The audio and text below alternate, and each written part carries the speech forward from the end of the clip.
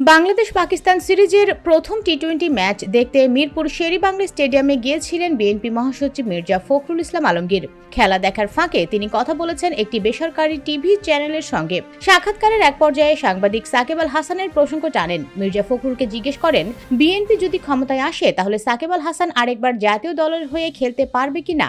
এমন প্রশ্নের জবাবে বিএনপি মহাসচিব ইতিবাচক বার্তাই দিয়েছেন। মির্জা ফখরুল বলেন, সেটা সাকিবের ফর্মের উপর নির্ভর করবে, আর সে তখন ক্রিকেটে থাকবে কিনা তার উপর নির্ভর করবে। আমি কখনোই খেলাধুলার মধ্যে রাজনীতিকে আনতে চাইনি এবং বিশ্বাসও করি না, সুতরাং যে যোগ্য সে অবশ্যই আসবে।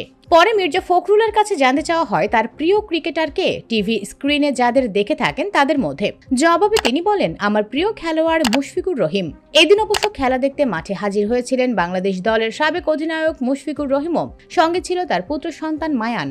এদিকে পাকিস্তানের বিপক্ষে দীর্ঘ 9 বছর পর টি-20তে জয় পেয়েছে বাংলাদেশ। রোববার 20 জুলাই মিরপুর শেরেবাংলা জাতীয় ক্রিকেট স্টেডিয়ামে পাকিস্তানকে 7 উইকেটে হারিয়েছে টাইগাররা। সফরকারীদের দেয়া 111 রানের লক্ষ্য 27 বল হাতে রেখেই পেরিয়ে যায় লিটন দাসের দল।